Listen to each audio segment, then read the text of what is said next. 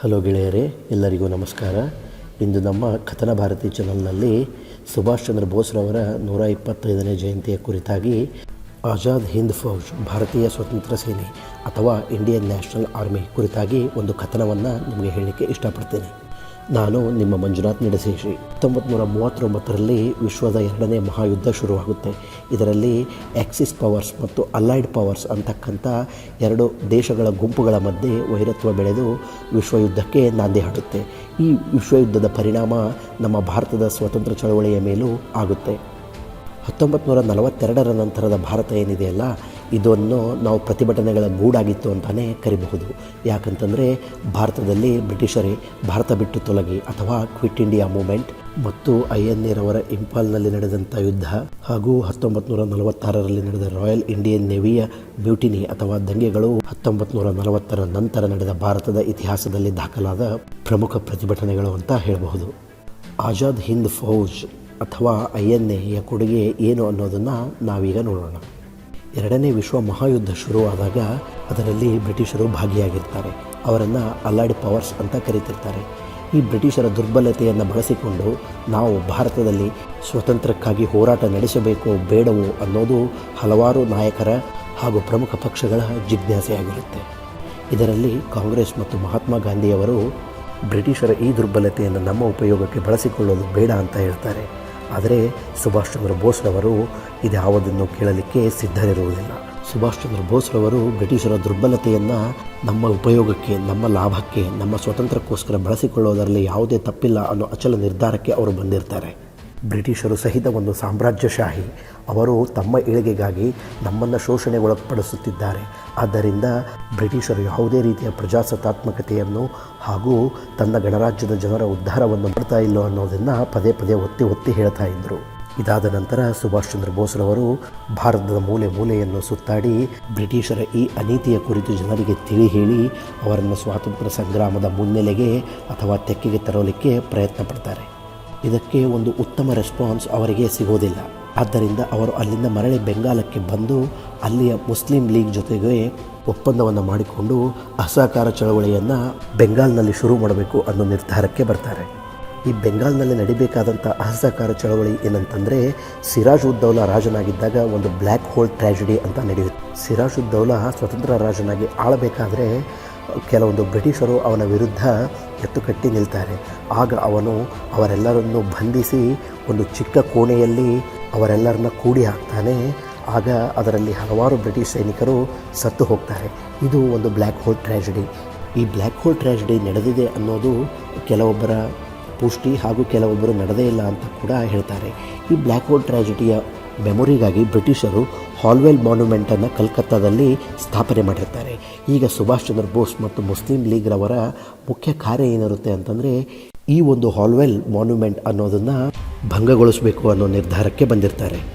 ಈ ಅಸಹಕಾರ ಚಳವಳಿಯನ್ನು ಕೈಗೆತ್ತಿಕೊಳ್ಳಬೇಕು ಅನ್ನೋಷ್ಟರಲ್ಲಿ ಸುಭಾಷ್ ಚಂದ್ರ ಬೋಸ್ರವರನ್ನು ಬ್ರಿಟಿಷರು 3 ಜುಲೈ 1940ರಂದು ಡಿಫೆನ್ಸ್ ಆ್ಯಕ್ಟ್ ಆಫ್ ಇಂಡಿಯಾ ಪ್ರಕಾರ ಅರೆಸ್ಟ್ ಮಾಡಿ ಅವರನ್ನು ಜೈಲಿನಲ್ಲಿ ಬಂಧಿಸಿಡ್ತಾರೆ. ಹಾಗೆ ಬ್ರಿಟಿಷರು ಈ ಹಾಲ್ವೆಲ್ ಮಾನ್ಯುಮೆಂಟ್ ಮುಂದೆ ಇನ್ನೂ ಇತರ ಪ್ರತಿಭಟನೆಗಳಿಗೆ ಎಡೆ ಮಾಡಿಕೊಡುತ್ತೆ ಅನ್ನೋದನ್ನು ಯೋಚಿಸಿ ಆ ಹಾಲ್ವೆಲ್ ಮಾನ್ಯುಮೆಂಟನ್ನು ಅಲ್ಲಿಂದ ತೆರವುಗೊಳಿಸ್ತಾರೆ. ಬೋಸ್ರವರು, ನನ್ನನ್ನು ನೀವು ವಿನಾಕಾರಣವಾಗಿ ಅರೆಸ್ಟ್ ಮಾಡಿದ್ದೀರಾ, ಆದ್ದರಿಂದ ನೀವು ನನ್ನನ್ನು ಇಲ್ಲಿಂದ ಬಿಡುಗಡೆಗೊಳಿಸ್ತಾ ಇದ್ದರೆ ನಾನು ಉಪವಾಸ ಸತ್ಯಾಗ್ರಹ ಕೂತ್ಕೋತೀನಿ ಅಂತಂದು ಬ್ರಿಟಿಷರ ಮೇಲೆ ಒತ್ತಡವನ್ನು ಹೇರ್ತಾರೆ. ಇದಕ್ಕೆ ಹೆದರಿರೋ ಬ್ರಿಟಿಷರು ಡಿಸೆಂಬರ್ 1940ರಲ್ಲಿ ಅವರನ್ನು ರಿಲೀಸ್ ಮಾಡ್ತಾರೆ ಕಾರಾಗೃಹದಿಂದ. ಆದರೆ ಅವರ ಸುತ್ತಲೂ ಒಂದು ಕಣ್ಗಾವಲನ್ನು ಇಡ್ತಾರೆ. ಬೋಸ್ರವರು ಈ 2ನೇ ವಿಶ್ವಯುದ್ಧದಲ್ಲಿ ಜರ್ಮನಿಯವರು ಗೆಲ್ಲಬಹುದು ಅನ್ನೋ ಒಂದು ಲೆಕ್ಕಾಚಾರದಲ್ಲಿರ್ತಾರೆ. ಆದರೆ ಅವರು ಯಾವತ್ತೂ ಜರ್ಮನಿಯ ನಿರಂಕುಶವಾದ ಮತ್ತು ವರ್ಣಭೇದ ನೀತಿಯ ವಿರುದ್ಧ ಅವರು ತಮ್ಮ ಅಚಲ ನಿಲುವನ್ನು ಪ್ರಕಟಿಸಿರ್ತಾರೆ. ಆದ್ದರಿಂದ ಭಾರತವನ್ನು ಸ್ವತಂತ್ರಗೊಳಿಸುವುದರಲ್ಲಿ ಜರ್ಮನಿಯ ಸಹಾಯವನ್ನು ಪಡಿಬೇಕು ಅನ್ನೋ ಒಂದೇ ಒಂದು ಕಾರಣದಿಂದ 16, 17, 1941 ಜನವರಿಯಂದು ತಮ್ಮ ಎಲಿನ್ ರೋಡ್ನಲ್ಲಿರುವ ಮನೆಯಿಂದ ಛದ್ಮವೇಷಧಾರಿಯಾಗಿ ಯಾರಿಗೂ ಕಾಣದೆ ಹಾಗೆ ಜರ್ಮನಿಗೆ ತಮ್ಮ ಪಯಣವನ್ನು ಬೆಳೆಸ್ತಾರೆ. ಅವರು ಕಾಬೂಲ್ ಮತ್ತು ರಷ್ಯಾ ಮುಖಾಂತರ ಇಟಲಿ ಪಾಸ್ಪೋರ್ಟಿಂದ ಜರ್ಮನಿಗೆ ಬಂದು ತಲುಪ್ತಾರೆ. ಜರ್ಮನಿಗೆ ಬಂದಂಥ ಸುಭಾಷ್ ಚಂದ್ರ ಬೋಸ್ರವರು ಅಲ್ಲಿ ಹಿಟ್ಲರ್ ಮತ್ತು ಗೋಯ್ಬ್ಲರ್ಸ್ನ ಮೀಟ್ ಆಗ್ತಾರೆ. ಆದರೆ ಅವರಿಂದ ಯಾವುದೇ ರೀತಿಯಾದ ಹೆಚ್ಚಿನ ಸಹಕಾರ ಅವರಿಗೆ ಸಿಗೋದಿಲ್ಲ. ಆಜಾದ್ ಹಿಂದ್ ಫೌಜ್ ಅಂತಕ್ಕಂಥ ಒಂದು ರೇಡಿಯೋವನ್ನು ಶುರು ಮಾಡಲಿಕ್ಕೆ ಹಾಗೂ ಉತ್ತರ ಆಫ್ರಿಕಾದಲ್ಲಿ ಬ್ರಿಟಿಷರ ಸಾಮರ್ಥ್ಯದಲ್ಲಿ ಭಾಗವಹಿಸಿದ ಯುದ್ಧದಲ್ಲಿ ಸೆರೆಯಾಳಾದ ಭಾರತೀಯ ಯುದ್ಧ ಖೈದಿಗಳನ್ನು ಸುಭಾಷ್ ಚಂದ್ರ ಬೋಸ್ರವರಿಗೆ ಒಪ್ಪಿಸಲಾಗುತ್ತೆ. ಆದರೆ ಇದಕ್ಕಿಂತ ಹೆಚ್ಚಿನ ನೆರವು ಅವರಿಗೆ ಜರ್ಮನಿ ಸರ್ಕಾರದಿಂದ ಸಿಗುವುದಿಲ್ಲ. ಹಾಗೆ ಈ ಆಕ್ಸಿಸ್ ಪವರ್ ಅವರು ಭಾರತೀಯ ಸ್ವತಂತ್ರತೆ ಕುರಿತಾದ ಯಾವುದೇ ರೀತಿಯ ಘೋಷಣಾ ಪತ್ರವನ್ನು ಹೊರಡಿಸುವುದಿಲ್ಲ, ಅದನ್ನು ಸುಭಾಷ್ ಚಂದ್ರ ಬೋಸ್ರವರಿಗೂ ಕೊಡುವುದಿಲ್ಲ. ಈ ರೀತಿಯಾಗಿ ಜರ್ಮನಿಯಿಂದ ಯಾವುದೇ ಒಂದು ನೆರವು ಸುಭಾಷ್ ಚಂದ್ರ ಬೋಸ್ರವರಿಗೆ ಸಿಗುವುದಿಲ್ಲ. ಇತ್ತ ಜಗತ್ತಿನ ಪೂರ್ವ ಖಂಡದಲ್ಲಿ ಜಪಾನ್ ದೇಶದವರು ಗ್ರೇಟರ್ ಈಸ್ಟ್ ಏಷ್ಯಾ ಕೋ ಪ್ರಾಸ್ಪರಿಟಿ ಸ್ಪಿಯರ್ ಅನ್ನೋದನ್ನು ಶುರು ಮಾಡಿರ್ತಾರೆ. ಈ ಒಂದು ನೀತಿಯ ಮುಖಾಂತರ ಜಪಾನ್ ದೇಶದವರು ಬ್ರಿಟಿಷರ ಆಡಳಿತದಲ್ಲಿರುವ ಯಾವುದೇ ಒಂದು ದೇಶ ಸ್ವಾತಂತ್ರ್ಯಕ್ಕೋಸ್ಕರ ಹೋರಾಟ ನಡೆಸಿದರೆ ಅದಕ್ಕೆ ಬೇಕಾದಂಥ ಆರ್ಥಿಕ ಮತ್ತು ಮಿಲಿಟರಿ ಸಹಾಯವನ್ನು ನೀಡ್ತಾ ಇತ್ತು. ಮುಂದುವರೆದು ಜಪಾನ್ ದೇಶದವರು 1940ರಲ್ಲಿ ಭಾರತೀಯ ನೀತಿಯನ್ನು ಶುರು ಮಾಡಿದ್ದರು.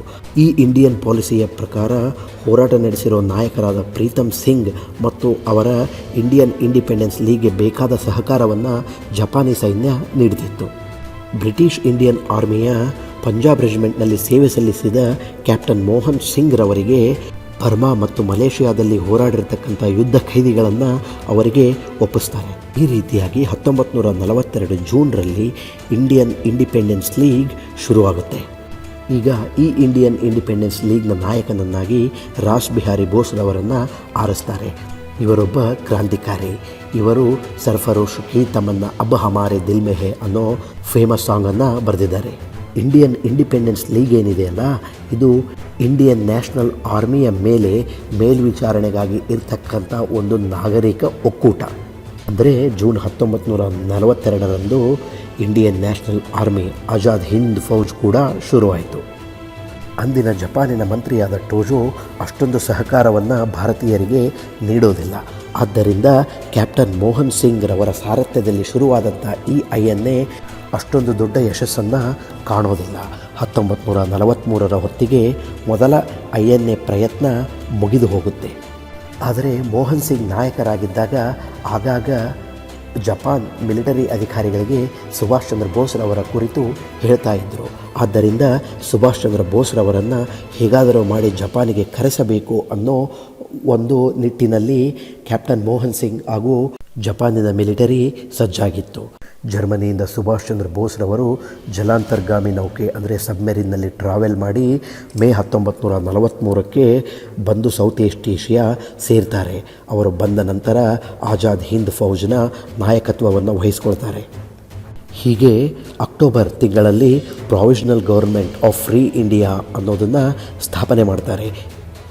ಈ ಪ್ರಾವಿಷನಲ್ ಗೌರ್ಮೆಂಟ್ ಆಫ್ ಫ್ರೀ ಇಂಡಿಯಾವನ್ನು ಜಪಾನ್ ಸರ್ಕಾರ ಹಾಗೂ ಇನ್ನಿತರೆ 8 ಸರ್ಕಾರಗಳು ಸ್ವತಂತ್ರ ಭಾರತದ ಮುಂದಿನ ಸರ್ಕಾರ ಅನ್ನೋದನ್ನು ಗುರುತಿಸುತ್ತವೆ. ಈ ರೀತಿಯಾಗಿ ಸುಭಾಷ್ ಚಂದ್ರ ಬೋಸ್ರವರು ಆಜಾದ್ ಹಿಂದ್ ಫೌಜ್ ಇಂಡಿಯನ್ ನ್ಯಾಷನಲ್ ಆರ್ಮಿಯ ಸುಪ್ರೀಂ ಕಮಾಂಡರ್ ಆಗ್ತಾರೆ. 1945 ಅನ್ನೋಷ್ಟರಲ್ಲಿ ಹತ್ತಿರ ಸುಮಾರು 40,000 ಸೈನಿಕರನ್ನು ತಮ್ಮ ಈ ಇಂಡಿಯನ್ ನ್ಯಾಷನಲ್ ಆರ್ಮಿಗೆ ಸೇರ್ಪಡೆ ಮಾಡಿಕೊಡ್ತಾರೆ. ಹಾಗೂ ಇದರಲ್ಲಿ ರಾಣಿ ಆಫ್ ಝಾನ್ಸಿ ಅನ್ನೋ ಒಂದು ರೆಜಿಮೆಂಟ್ ಸಹ ಇರುತ್ತೆ. ಇಲ್ಲಿ ಇನ್ಫಾರ್ಮೇಷನ್ಗಾಗಿ ಒಂದು ಹೇಳ್ತೀನಿ. ಈ ಝಾನ್ಸಿ ರೆಜಿಮೆಂಟಿನ ಕ್ಯಾಪ್ಟನ್ ಆಗಿದ್ದವರು ಲಕ್ಷ್ಮೀ ಸೆಹಗಲ್ ಅಂತ.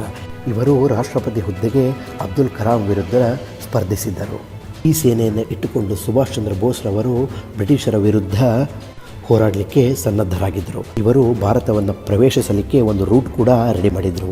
ಅದು ಬರ್ಮಾ ಮುಖಾಂತರವಾಗಿ ಮಣಿಪುರದ ಇಂಪಾಲ್ಗೆ ಬಂದು ಅಲ್ಲಿಂದ ಅಸ್ಸಾಂಗೆ ಬಂದು ಅಲ್ಲಿ ಯುದ್ಧವನ್ನು ಶುರು ಮಾಡೋ ಒಂದು ಯೋಜನೆ ಇತ್ತು. ಯುದ್ಧ 8 ಮಾರ್ಚ್ 1944ರಂದು ಶುರುವಾಗುತ್ತೆ.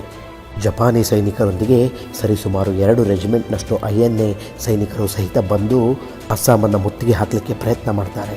ಆದರೆ ಬ್ರಿಟಿಷರ ಸುಸಜ್ಜಿತವಾದ ಯುದ್ಧ ಸಾಮಗ್ರಿಗಳ ಮುಂದೆ ಭಾರತೀಯ ಸೈನಿಕರು ಸೋತು ಶರಣಾಗತರಾಗ್ತಾರೆ.